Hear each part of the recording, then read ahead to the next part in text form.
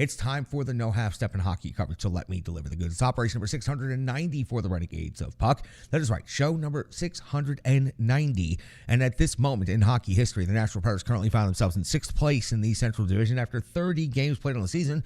They have a record of 13-4, even 500. 30 points has them 14 points behind first place Dallas, 11 points behind second place Winnipeg. They are 8 points currently behind the third place Minnesota Wild. They are 6 points behind the fourth place Colorado Avalanche and 3 points behind fifth place St. Louis. They are sitting currently 5 points ahead of seventh place Arizona, and they are 12 points ahead of their next opponent, who is in last place, the Chicago Blackhawks, at 8th place. The Nashville Predators on the road are 5-8-2 on the season, while the Blackhawks are 4-11-2 on their home ice. These numbers are not going to be very pretty to talk about or to discuss, but these two teams are actually considerably evenly matched up. The Predators will find themselves favored in many of these statistical metrics. In goals for the Preds have scored 76 on the season, while Chicago has scored 68.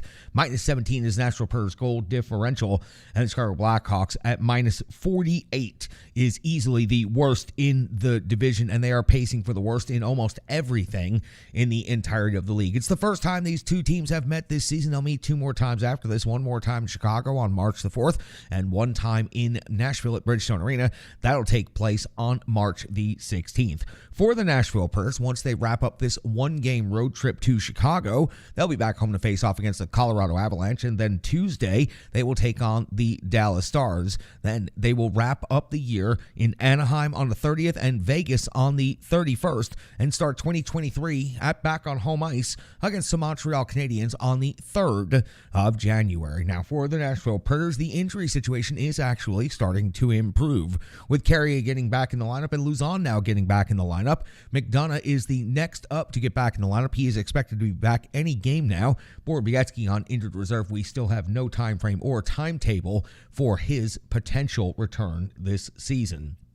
Chicago Blackhawks, the next opponent for the Nashville Predators, taking a look at their last 5, and no, it is not pretty in any way, but we're going to go ahead and talk about it. On December the 9th, it was a 3-1 loss versus the Winnipeg Jets. Followed that up on the 13th with a 7-3 loss versus the Washington Capitals. On the 15th of December, it was a 4-1 loss versus Vegas. Followed that up on the 16th, the next night, with a 4-1 loss at Minnesota, and most recently on the 18th, a 7-1 loss versus the New York Rangers. Now, you notice the number 1 is coming up an awful lot there for the Chicago Blackhawks, and their goals for is dead last in the NHL. So let's take a look at the NHL ranks and the numbers and the comparisons between these two teams in this next game. Goals for 2.27 per game for Chicago is 32nd in the NHL. Now, the Nashville Predators aren't much more impressive than that at 2.47. They are 29th in the NHL. Goals against the Preds are better in this metric, 16th best in the NHL, giving up 3.07 per game, while the Chicago Blackhawks are giving up 3.80 per game. That is 29th in the NHL. Shots on net per game, Chicago only generating 26 on goal, 31st out of 32 teams in the NHL. The Nashville Predators are generating 29.9 shots on goal per game. That is 21st best in the NHL. In the shots against category, Chicago gives up 33.4 per game. That's 28th in the NHL, while the Preds give up 33.1. That is 27th, so almost dead even in that statistical metric. Now, in the special teams units here, the Nashville Predators power play is 31st in the NHL, 1 spot from dead last, only converting 16 out of 106 times on the season.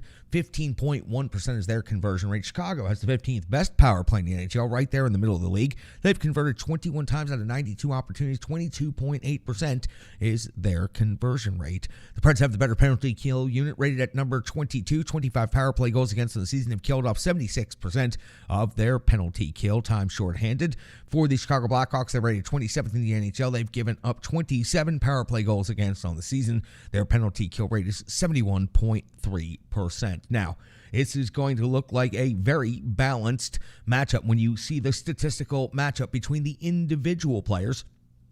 For the Nashville Predators and the Chicago Blackhawks, Patrick Kane leads the Blackhawks in scoring, and that's no surprise, but after 30 games to see that he only has 4 goals and 18 assists for 22 points, that is rather surprising. Second on the Hawks in scoring, 10-10 for 20 points. That's going to be where you'll find Domi. Taves has 17 on the season, 10 of those being goals. Radish is at 9-4 for 13, and Kurashev, 4 goals and 9 assists for 13 points. Soderblom in net, 2-10-2 and 8-9 for save percentage, 3.45 goal goals against average, and he got absolutely torched by the New York Rangers in their last game. Taking a look at the other side of the ledger in the Nashville Predators, Philip Forsberg, 9 goals and 16 assists for 25 points. Matt Duchene now 8 goals and 16 assists for 24 points. Good to see some movement by Matt Duchene, moving up to number 2 on the team after this last game. Roman Josi at 6 goals and 17 assists has 23 points. Mikhail Granlund has 4 goals and 16 assists for 20 points on the season. Ryan Johansson at 8 and 9 for 17. And UC Saros continues to see his numbers improve. 10, 9, and 4 is the record, and 9-11 save percentage, 2.84 goals against average. All of these numbers looking incredibly better than they did back in October. And even though the team has been sliding in the standings for the last month, UC Saros' numbers have been continuing to trend in an upward direction. This is a game that the Nashville Predators simply have to win. There are very few times when the Nashville Predators find themselves in matchups with teams below them in the standings and below them in most of the statistical categories. Now, recently, the Nashville Predators, in other opportunities they've had, they have not been able to step on their opponent and secure that victory. And I'm looking specifically at the Ottawa Senators game recently at Bridgestone Arena. The Nashville Predators must win this game against the Chicago Blackhawks, and they must continue gaining some points and going in the right direction now as we head towards the holiday break.